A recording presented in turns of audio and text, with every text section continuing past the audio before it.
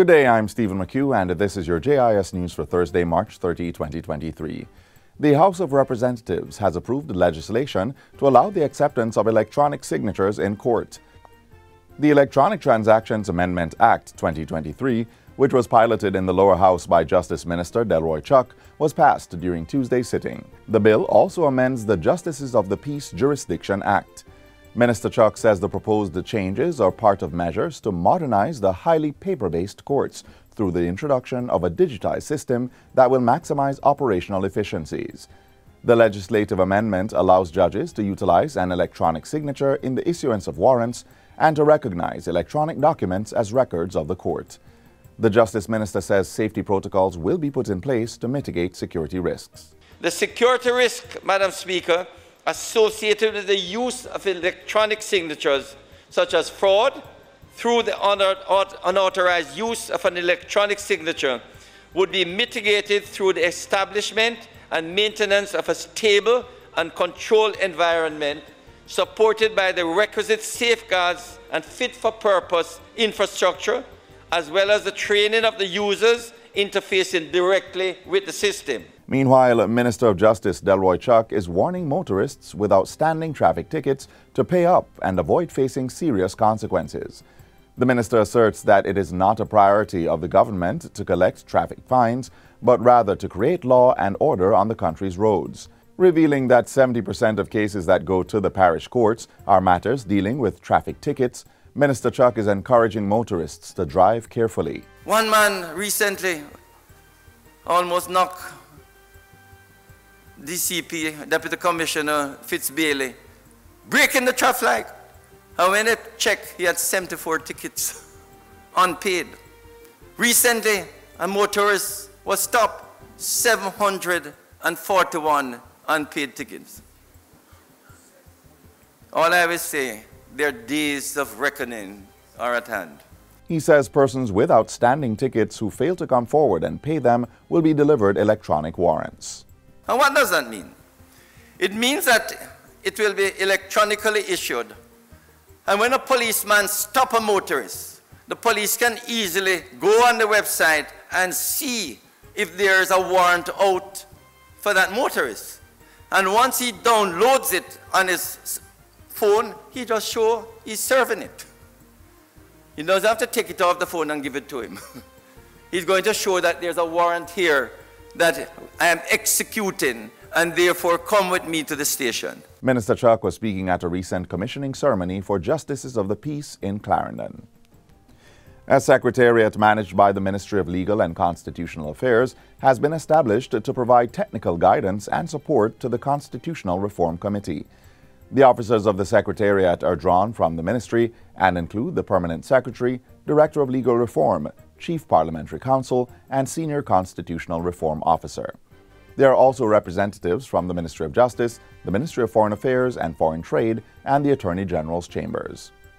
They will be assisted with steno writers from the Office of the Services Commission. The newly formed Constitutional Reform Committee recently had its first meeting and outlined the execution of its tasks in 3 phases. Phase 1 will focus on repatriation of the Constitution of Jamaica, abolition of the constitutional monarchy, establishment of the Republic of Jamaica, and other matters of the Constitution for which a referendum is required for them to be amended. During Phase 2, there will be a review of other ordinarily entrenched provisions of the Constitution. This includes the wordings and provisions of the Charter of Fundamental Rights and Freedoms set out in Chapter 3. Phase 3 will end with a full assessment of the country's legal and constitutional infrastructure to facilitate putting together the new Constitution of Jamaica.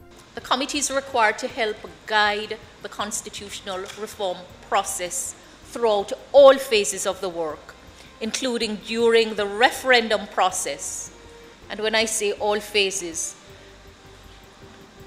to culminate in the crafting of a modern new Constitution of Jamaica, which reflects an appreciation and understanding of our cultural heritage, our governance challenges and development aspirations, and which embodies the will of the people of Jamaica. The Minister of Legal and Constitutional Affairs gave the update during Tuesday's sitting of the House of Representatives. She says the timeline for Phase 1 is approximately 2 months. Phases 2 and 3 will proceed in sequence after the bill for a referendum is tabled.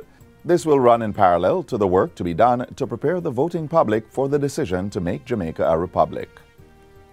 The Passport Immigration and Citizenship Agency, PICA, will begin issuing a new high-security electronic or e-passport document to the public starting tomorrow, March 31.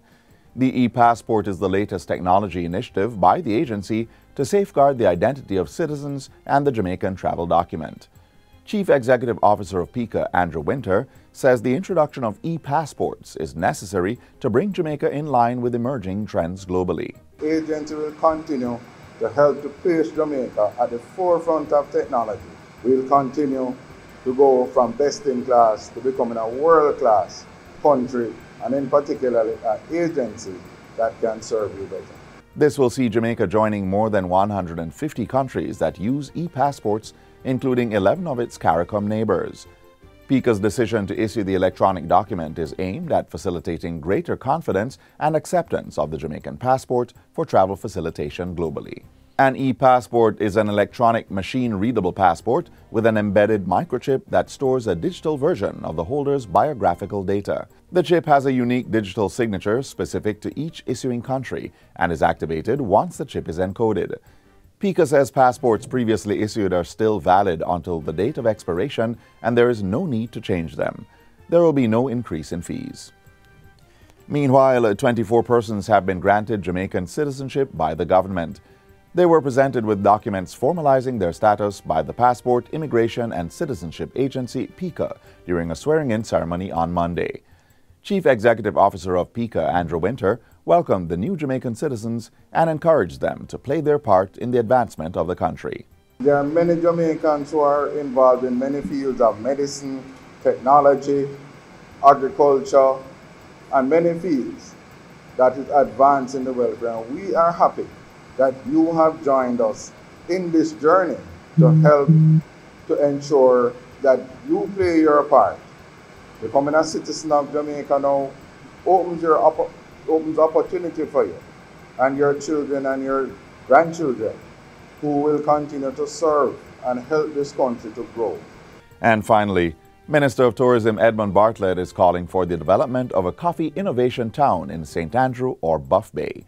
The town would act as a focal point for demonstrating the many qualities of the well-known product. This is one method, he argues, Jamaica Blue Mountain coffee can be used to stimulate economic growth and cultural identity.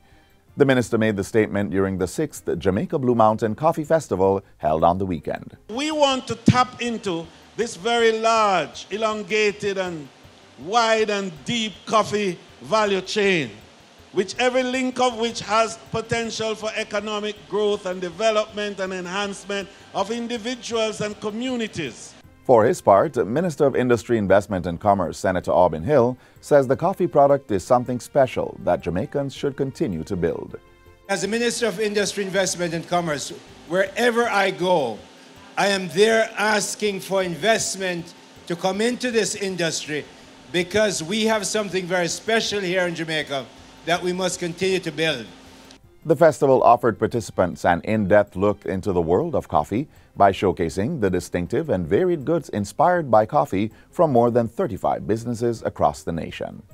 And that's it for JIS News Today. I'm Stephen McHugh. Thanks for watching.